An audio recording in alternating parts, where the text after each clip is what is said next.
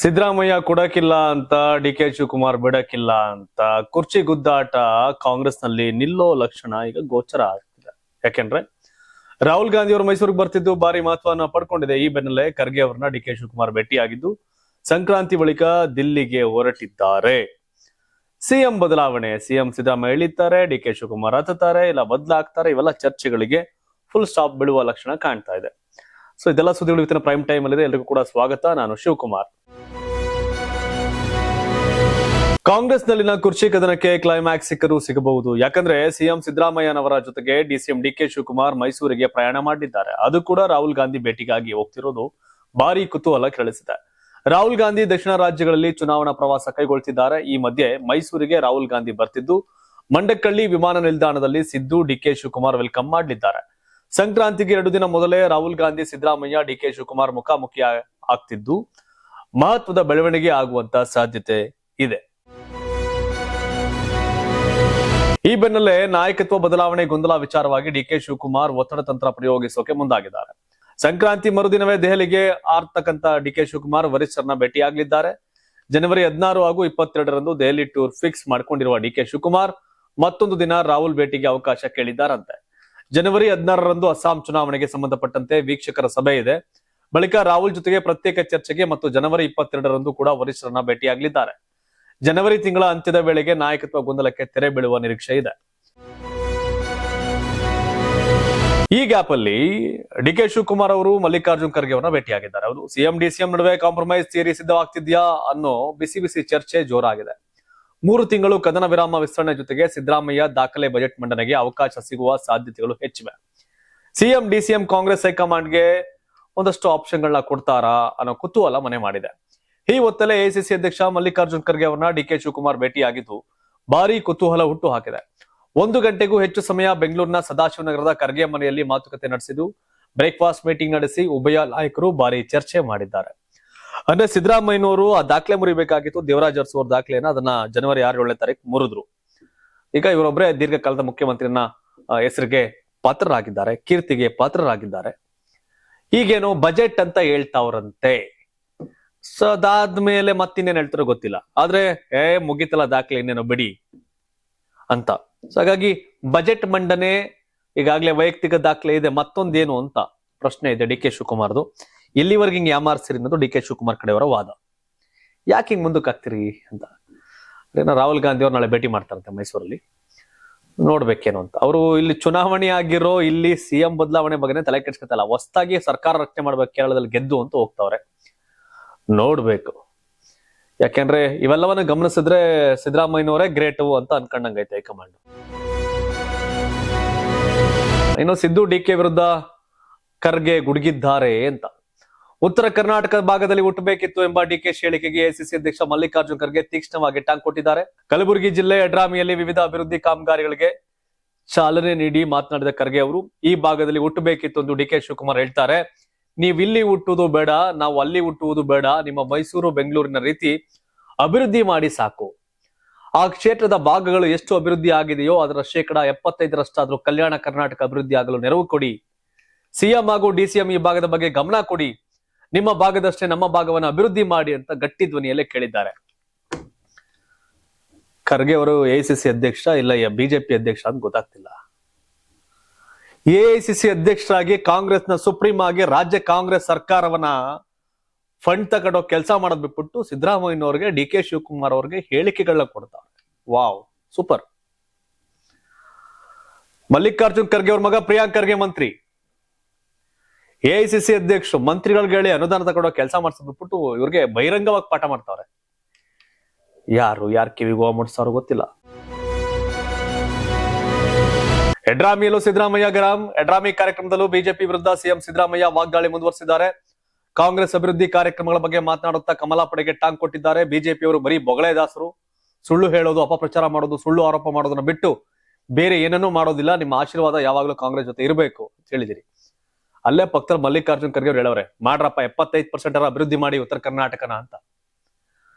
ಬಾಗಲಕೋಟೆಗೆ ಹೋಗಿ ಚುನಾವಣೆ ನಿಂತಿರು ಬಾದಾಮಿಗೆ. ಬರೀ ಉತ್ತರ ಕರ್ನಾಟಕ ಭಾಗದ ಶಾಸಕರನ್ನ ತಲೆ ಲೆಕ್ಕ ಹಾಕತಾರೆ ಇವರೆಲ್ಲ. ಮಲ್ಲಿಕಾರ್ಜುನ್ ಖರ್ಗೆ ಅವರು ಅವ್ರದೇ ಪಾರ್ಟಿ ಅಧಿಕಾರದಲ್ಲಿದೆ, ಅದನ್ನು ಬೇರೆ ಬಹಿರಂಗವಾಗಿ ಬಾರಿ ಹೇಳ್ತಾರೆ.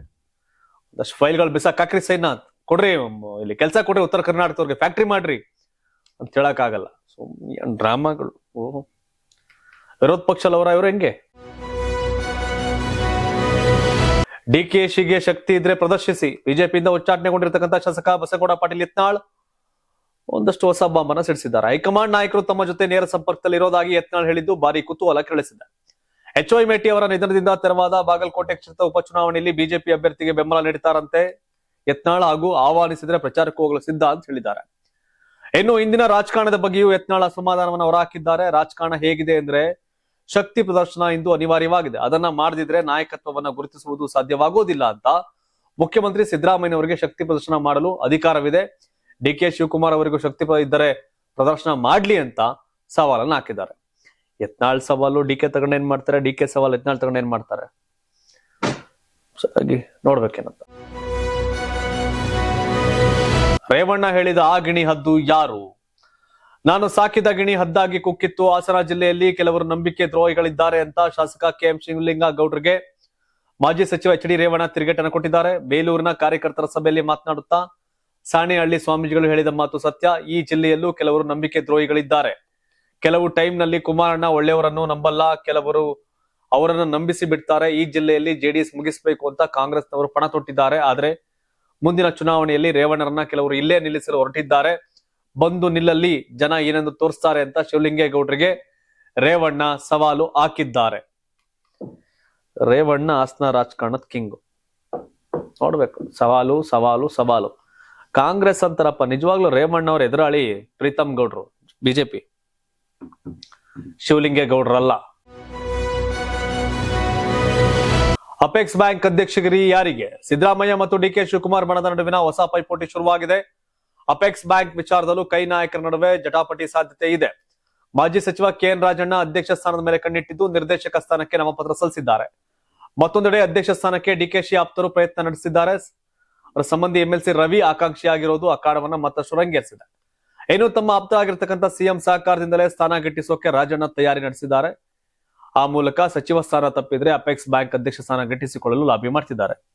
ಸಚಿವ ಸ್ಥಾನ ಹೋಗಿದೆ, ಮತ್ತೆ ಸಿಗಲ್ಲ. ಬಟ್ ಅಪೆಕ್ಸ್ ಬ್ಯಾಂಕ್ ಅಧ್ಯಕ್ಷರ ಒಂದ್ 3-4 ವರ್ಷ ಇರ್ತಾರೆ. ರಾಜಣ್ಣ ಅವರು ಸಹಕಾರಿ ಸಂಘದ ನಾಯಕರು, ಸಾಧಕರು.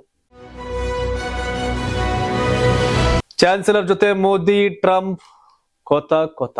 ಅಮೆರಿಕದ ಸುಂಕಾಸರಕ್ಕೆ ಸಡ್ಡು ಹೊಡೆಯಲು ಭಾರತ ಆಕ್ರಮಣಕಾರಿ ವ್ಯಾಪಾರ ಒಪ್ಪಂದಗಳನ್ನು ಹುಡುಕ್ತಿದೆ. 500ರಷ್ಟು ಸುಂಕ ಏರಿಕೆ ಬಳಿಕ ಅಮೆರಿಕ ಭಾರತದ ಸಂಬಂಧ ಕುಸಿದಿದೆ. 50ರಷ್ಟು ಈಗಾಗಲೇ ಇದೆ, ಈಗ 500 ಅಂತಿದ್ದಾರೆ. ಅದಕ್ಕೆ ಈ ಹೊತ್ತಲ್ಲೇ German chancellor Friedrich Merz Bharat ಪ್ರವಾಸ ಟ್ರಂಪ್ ಕೊತ ಕುದಿಯುವಂತೆ ಮಾಡಿದೆ.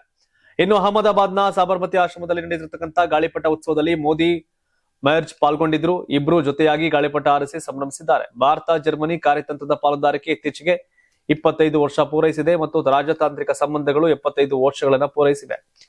ರಕ್ಷಣಾ ಸಹಕಾರ, ಹಸಿರು ಶಕ್ತಿ, ವ್ಯಾಪಾರದ ಬಗೆಗಿನ ಮಹತ್ವದ ಮಾತುಕತೆಗಳು ನಡೆಯಲಿವೆ. ಏಷ್ಯಾ ಉಕ್ರೇನ್ ಬಿಕ್ಕಟ್ಟು, ಪಶ್ಚಿಮ ಏಷ್ಯಾದ ಪರಿಸ್ಥಿತಿ ಮತ್ತು ಇಂಡೋ ಪೆಸಿಫಿಕ್ ಪ್ರದೇಶದ ಸಹಕಾರದ ಬಗ್ಗೆ ಇಬ್ಬರು ನಾಯಕರು ಚರ್ಚೆ ಮಾಡಲಿದ್ದಾರೆ. ಶೀಘ್ರವೇ ಭಾರತಕ್ಕೆ ಡೊನಾಲ್ಡ್ ಟ್ರಂಪ್. ಅಮೆರಿಕದ ಸರ್ವಾಧಿಕಾರಿ, ಭಾರತದ ದುಶ್ಮನ್ ಟ್ರಂಪ್ ಅತಿ ಶೀಘ್ರದಲ್ಲೇ ಭಾರತಕ್ಕೆ ಭೇಟಿ ಕೊಡಲಿದ್ದಾರೆ. ಭಾರತಕ್ಕೆ ನಿಯೋಜನೆಯಾಗಿರ್ತಕ್ಕಂಥ ಅಮೆರಿಕದ ರಾಯಭಾರಿ ಸರ್ಗಿಯೋ ಗೋರ್ ಹೇಳಿಕೆ ಕುತೂಹಲಕ್ಕೆ ಕಾರಣವಾಗಿದೆ. ಭಾರತ ಇಂದಿಗೂ ಅಮೆರಿಕದ ಅತ್ಯಗತ್ಯ ಪಾಲುದಾರನಾಗಿ ಉಳಿದಿದೆ. ಪ್ರಧಾನಿ ನರೇಂದ್ರ ಮೋದಿ ಮತ್ತು ಅಧ್ಯಕ್ಷ ಡೊನಾಲ್ಡ್ ಟ್ರಂಪ್ ನಡುವಿನ ಸ್ನೇಹ ತುಂಬಾ ನೈಜವಾಗಿದ್ದು, ಭಾರತಕ್ಕಿಂತ ಹೆಚ್ಚು ಅಗತ್ಯ ಪಾಲುದಾರ ಅಮೆರಿಕಕ್ಕೆ ಬೇರೆ ಯಾವುದೂ ಇಲ್ಲ ಅಂತ ಹೇಳಿಕೆ ಕೊಟ್ಟಿದ್ದಾರೆ. ಭಾರತದಂತೆ ಬೇರೆ ಯಾವುದೇ ರಾಷ್ಟ್ರ ಅಮೆರಿಕಕ್ಕೆ ಅಗತ್ಯವಾಗಿಲ್ಲ. ಇಂದಿನಿಂದ ಅಮೆರಿಕ ಮತ್ತು ಭಾರತ ತಮ್ಮ ಮುಂದಿನ ಸುತ್ತಿನ ವ್ಯಾಪಾರ ಒಪ್ಪಂದದ ಮಾತುಕತೆಗಳನ್ನ ಪುನರಾರಂಭಿಸಲಿವೆ ಅಂತ ಘೋಷಿಸಿದ್ದಾರೆ. ಅಮೆರಿಕ ರಾಯಭಾರ ಕಚೇರಿಯಲ್ಲಿ ದಕ್ಷಿಣ ಮತ್ತು ಮಧ್ಯ ಏಷ್ಯಾದ ವಿಶೇಷ ರಾಯಭಾರಿಯೂ ಆಗಿರುವ ಗೋರ್ ಮುಂದಿನ ವರ್ಷದ ವೇಳೆಗೆ ಅಮೆರಿಕ ಅಧ್ಯಕ್ಷ ಡೊನಾಲ್ಡ್ ಟ್ರಂಪ್ ಭಾರತಕ್ಕೆ ಭೇಟಿ ನೀಡಬಹುದು ಅಂತ ದೆಹಲಿಯಲ್ಲಿರ್ತಕ್ಕಂಥ ಅಮೆರಿಕ ರಾಯಭಾರ ಕಚೇರಿಯಲ್ಲಿ ಹೇಳಿಕೆಯನ್ನು ಕೊಟ್ಟಿದ್ದಾರೆ. ಆತ ನಮ್ಮ ದೇಶಕ್ಕೆ ಬರೋದೇನ್ ಬೇಡ, ಅವನಂತ ಇಡಿಯಟ್ ಫೆಲೋ ದೇಶ ಮತ್ತೊಬ್ಬ ಇಲ್ಲ. ಮೆನಿಯೋ ತಾವೇನ್ ಹೇಳ್ತೀರಿ ಟ್ರಂಪ್ ಬಗ್ಗೆ ಕಾಮೆಂಟ್ ಮಾಡಿ. ಧನ್ಯವಾದ. ಇದು ಕರ್ನಾಟಕ ಟಿವಿ, ಕನ್ನಡಿಗರ ಧ್ವನಿ. ನೀವು ಸಣ್ಣ ಆಗ್ಬೇಕಲ್ವಾ? ಅದು ಒಂದು ಉತ್ತಮ ಆಹಾರದಿಂದ ಸಣ್ಣ ಆಗ್ಬೇಕಲ್ವಾ? ಪ್ರತಿದಿನ ನಮ್ಮ ಜೀನಿ ಸ್ಲಿಮ್ ನ ಯೂಸ್ ಮಾಡಿ ಯಾವುದೇ ಸೈಡ್ ಎಫೆಕ್ಟ್ ಇಲ್ದಂಗೆ ನೀವು ಸಣ್ಣ ಆಗ್ತೀರಾ.